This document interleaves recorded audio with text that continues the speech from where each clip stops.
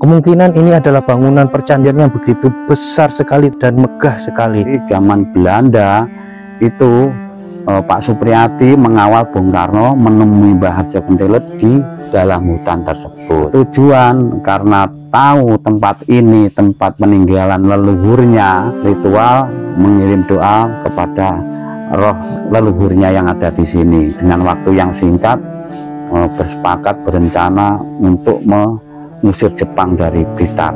Apakah ini yang memiliki angka tahun yang diduga itu 1031 Saka ya?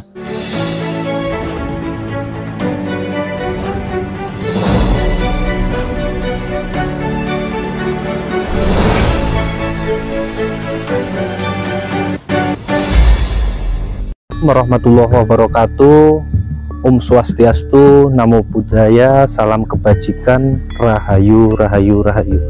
Nah, di kesempatan kali ini saya masih menelusuri di hutan Gadungan ya, yang memang di hutan ini ada banyak percandian. Nah, jadi percandian di lokasi ini memang saling keterkaitan teman-teman. Jadi dimulai ujung dari pintu masuk lokasi ini sudah banyak kita jumpai percandian-percandian yang masih bisa kita rasakan dan masih berdiri kokoh.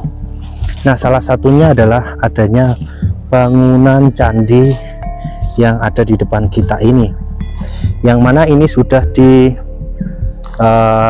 data oleh dinas terkait, yaitu BPK wilayah 11 Jawa Timur, dan dilindungi. Bismillahirrahmanirrahim. Rahayu, rahayu, rahayu.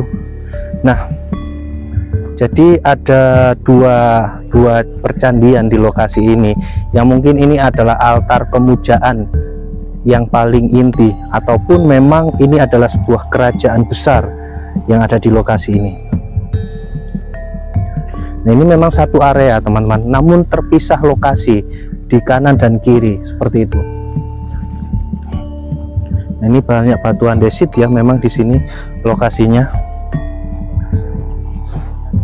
Ini seperti batu-batu balok dan juga umpak, memang tersebar begitu banyak di lokasi ini.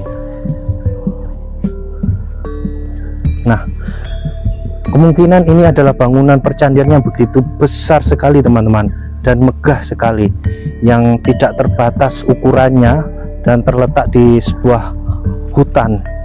Nah, mari kita lihat bagian ini saja. Ini sangat unik sekali, batunya itu berbentuk L teman-teman. Nah, entah apa fungsi dari ini, yang jelas ini merupakan sebuah bagian dari bangunan di masa kerajaan Hindu, yaitu tepatnya di masa Kerajaan Majapahit.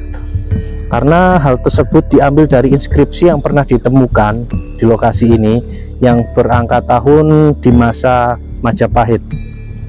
Assalamualaikum, rahayu, rahayu, rahayu. Nah, yang paling unik di sini ada sebuah batu yang mirip sebuah meja teman-teman.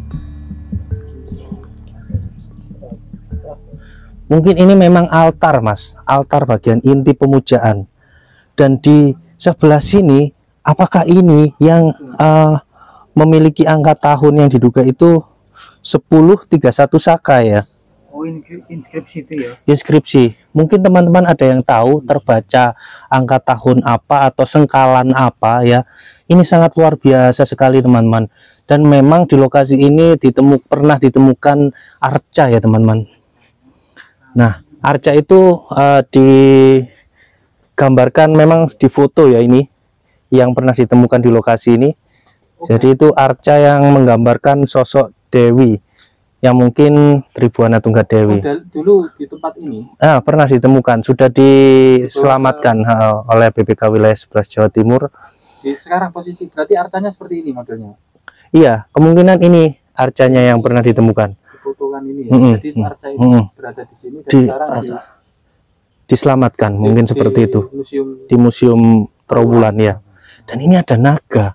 Naga seperti ini mirip seperti naga yang ada di situs apa ya, kalau saya lihat sih Gua Selomangkleng ya, mirip nggak? Iya. Mirip ya naganya. Jadi ini teman-teman mungkin bagian inti dari lokasi situs ini ya. Gadungan.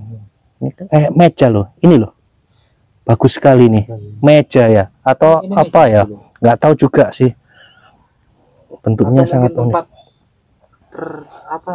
Persajian, Mungkin dulu semedi di sini gitu. bisa jadi seperti itu, Penyembahan- bertapa ya, Penyembahan Ah. maksudnya menghadap ke arca ya, arca ini tadi. Ah, inti pemujaan. Dan ini ada sengkalan inskripsi, yang entah ini terbaca apa, ada 4 paragraf huruf ya. Apakah dari sengkalan ini ya yang menentukan lokasi ini dari masa kerajaan Majapahit? Ya, dan di sini Memang auranya sangat terasa sekali teman-teman saat di lokasi ini, dan masih terlihat persajian-persajian yang diletakkan. ini masih baru juga ya, ada kopi, ada bunga, kembang tujuh rupa. Nah ini apa ya, bagian dari miniatur candi ya. Umpak, Ini seperti miniatur candi atau umpak ya? umpak mungkin. Ini kan umpak. Mhm. Oh jadi naganya ini bagian yang sebelah sana masih utuh, Ini lalu yang sini sudah hancur Kang. Loh, aus ya. oh bukan aus lagi nih Kang, Atau pogel. sudah iya patah Kang. Dan ini lapiknya ya sangat Menyatu unik, ya, menyatu satu. ya, jadi batu utuh yang terus diukir begitu loh. Nah, itu besar batunya. Besar sekali nih. Batu atau apa ya? Iya, jadi ini situs kedua ya. Nah jadi yang di depan sana teman-teman ada sebuah tempat lagi, coba kita menuju ke sana ya.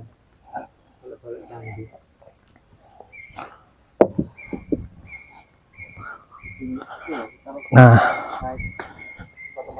Kita memang lepas.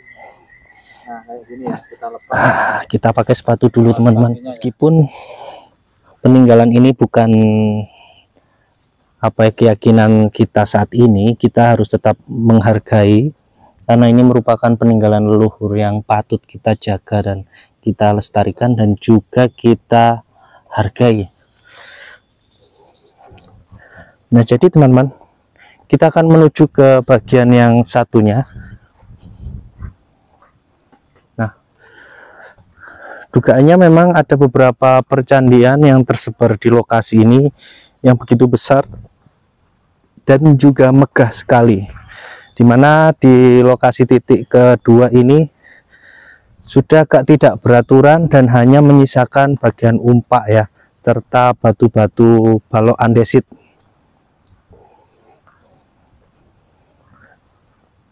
Jadi di lokasi ini tersebar, tercecer dan agak tidak beraturan ya teman-teman.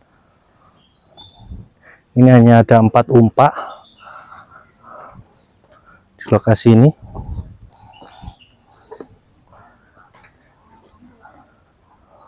Nah seperti ini teman-teman, umpaknya sangat besar sekali ya. Ini merupakan umpak dari tiang istana lokasi percandian ini. Jadi mungkin ini kan lokasinya sedikit meninggi. Dugaan saya sih ada sebuah bangunan ya di dalam lokasi ini yang mungkin belum dieskavasi atau belum diteliti. Jadi di gundukan tanah yang lebih meninggi inilah saya duga ada bangunan percandian. Mungkin ini untuk pendoponya atau bagaimana ya, dimana kita lihat seperti ini ada batu-batu yang masih terpendam ya teman-teman. Nah seperti ini masih terpendam begitu banyak, luar biasa sekali.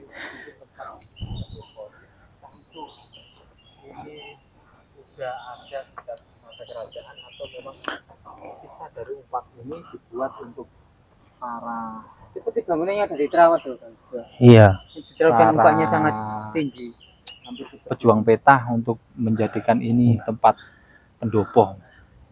Jadi ini kemungkinan sih ya, karena lokasinya lebih meninggi, mungkin ada bangunan percandian ya di sini atau istana kerajaan yang masih yang nampak di lokasi ini hanya bagian dari tiang penyangganya saja ya, dasar dari tiang penyangga. Nah, jadi kalau ke sana sudah tidak ada desa lagi teman-teman. Jadi ini sudah mentok di sini. Ini merupakan rumah dari juru kuncinya sendiri. Ada namanya Candi Kayangan. Di sampingnya juga ada Candi Tempat Semedi.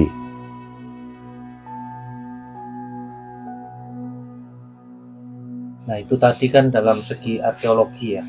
Nah, setelah itu kita coba mencari informasi ke bapaknya tentang adanya kisah bahwa Pak Supriyadi itu hilang di sini, itu bagaimana? Apa betul, Pak? Iya. Atau muksa itu? Ya, kalau muksa, kalau sejarah Pak Supriyadi muksa itu benar. Tapi seperti ini cerita yang sebenarnya kan. Iya. Jadi sebelum zaman Jepang itu kan zaman Belanda. Kita ceritakan urut seperti itu ya. Jadi zaman Belanda itu Pak Supriyadi mengawal Bung Karno menemui Mbah Harjo Kuntilut di dalam hutan tersebut. Itu masih zaman Belanda. Seperti itu. Nah, bertujuan karena tahu tempat ini tempat peninggalan leluhurnya. Di sini akhirnya ritual mengirim doa kepada roh leluhurnya yang ada di sini. Mbah Harjo, Pak Supriyadi, Bung Karno dan temannya orang Silopuro, orang 4 waktu itu. Setelah berdoa selesai yang dipandu oleh Mbah Harjo, lalu Bung Karno bertanya kepada Mbah Harjo, punya rencana gitu kan, rencana supaya bisa terbebas dari penjajah Belanda gitu awalnya. Nah, terus Bung Karno bertanya kepada Mbah Harjo orang yang sudah dituakan atau orang yang berpengalaman soal peperangan melawan Belanda, mulai zamannya bapaknya menjadi pasukannya di Pangeran Diponegoro. Nah, akhirnya Mbah Harjo memberi arahan kepada Bung Karno dan Pak Supriyadi dan kawannya itu tadi, Belanda ini tidak bisa dilawan dengan okol, karena dulu bapak saya dengan Pangeran Diponegoro itu berujung dengan kekalahan. Jadi harus pakai cara gitu, pakai taktik yang akhirnya Bung Karno menemukan cara, yaitu meminjam pasukannya Jepang gitu ya, seperti itu. Nah, itu baru ceritanya. Masih zaman Belanda. Akhirnya Bung Karno datang ke Jepang, berunding. Belanda pun tahu kalau bahwa mau ada Jepang masuk ke Indonesia. Kan Mbah Harjo mulai zaman Belanda ditunjuk oleh Bung Karno. Mbah Harjo itu termasuk tokoh pejuang dari 1000 sesepuh se-Nusantara. Mbah Harjo itu termasuk diberi tugas menjadi telik sandi atau sekarang disebut intelijen. Nah, jadi Mbah Harjo itu zaman Belanda menjadi intelijen. Jadi Mbah Harjo akhirnya tahu kalau Belanda itu kan menyamar, atau Mbah Harjo menyamar gitu menjadi seorang seniman gitu. Akhirnya mendapat informasi bahwa Belanda tahu Jepang mau masuk. Akhirnya Mbah Harjo, Pak Supriyadi dan kawan-kawan itu sama Belanda direkrut, dijadikan tentara dadakan. Itu tentara kenil dadakan, bukan tentara kenil asli. Mulai dulu tidak dadakan karena mau ada Jepang masuk itu. Akhirnya Mbah Harjo dan kawan-kawan dengan Pak Supriyadi dari tentara kenil, akhirnya Jepang masuk ke Indonesia. Jepang masuk ke Indonesia oleh Mbah Harjo dan kawan-kawan dibiarkan saja gitu loh, enggak dilawan, dibiarkan masuk. Makanya Jepang masuk, Belanda pergi kan, seperti itu kan ceritanya. Lalu ini cerita ke zaman Jepang ya. Jepang masuk, akhirnya Mbah Harjo dan Pak Supriyadi dan kawan-kawan direkrut oleh Jepang menjadi tentara Aiho. Nah, seperti itu. Yang familiar disebut peta itu. Nah, belum ya. Kenapa? Berarti Jepang ke sini itu sebenarnya ada andil dari Bung Karno juga. Iya. Nah, memang suruh mengusir gitu. Memang strategi dibiarkan biar masuk, biar Belandanya yang pergi. Seperti itu.